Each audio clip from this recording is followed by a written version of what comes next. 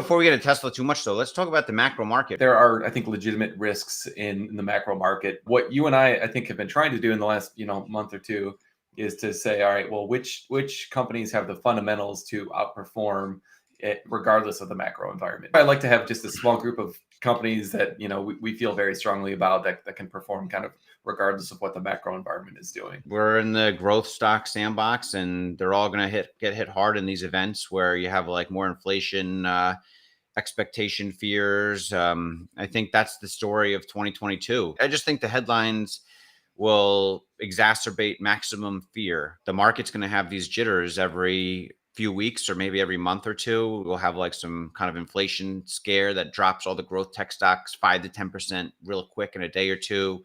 And it'll be a nice buying opportunity. I'm very confident in Tesla still. I mean, I think we should be at new all-time highs based on the production delivery numbers. It's like very difficult to imagine a scenario, even in a deteriorating macro environment, where Tesla doesn't go up from here based on kind of the expected operational performance that I think they're going to post. I saw some stat recently, like a third of all the call option buying in the market was like Tesla related. But it creates incredible volatility and people trying to get rich quick. And you really got to be ready to lose it all doing like the medium or short-term call options, especially with Tesla in this kind of environment. Beware. The stock, I think, is very safe. Business is so incredible. And it's really breaking expectations. So the earnings price per share revision, you want to show us anything here in terms of that? Or I have 2022 over here too, so just so people can see some of the projections. Total automotive revenue of $14.7 billion, so like a almost $3.5 billion increase over Q3. And then let's just jump to the bottom line. Adjusted earnings per share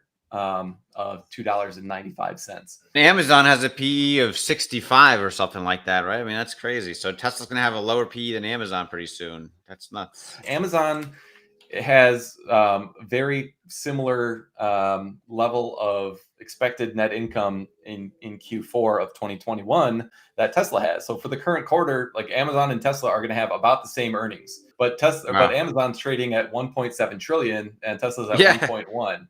And I would argue, like Tesla should have a higher PE ratio given their growth prospects. Yeah, and like you said, 100x return, 100x growth of revenue is entirely possible for Tesla. Doesn't seem possible for Amazon or Apple. And the short answer is there's not a good way to do it.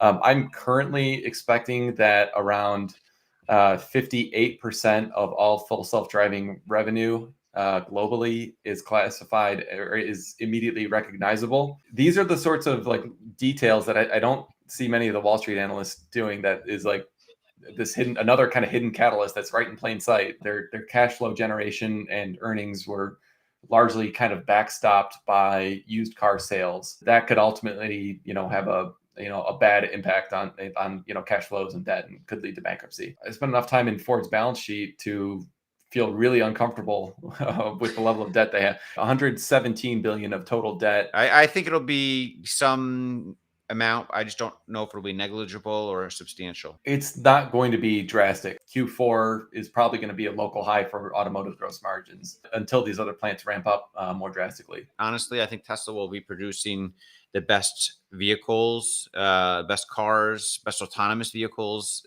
at that time. I don't think they're going to have a demand problem. Rocket Lab's kind of been moving in tandem with the growth tech stocks lately. It's not going to, wow too many people with revenues in the next year or two or anything. It's going to be a few years. We're thinking much more long-term with Rocket Lab. Roblox is huge. Maybe there's going to be a nice surprise for bookings in December. We'll see. The incentives won't only be financial. So I think they'll probably prioritize selling, FSD to robotaxi operators, because that will be, the highest way to, or the highest margin use of, that product that's rolling off their factory lines. Thanks for all the questions, everyone. Great questions.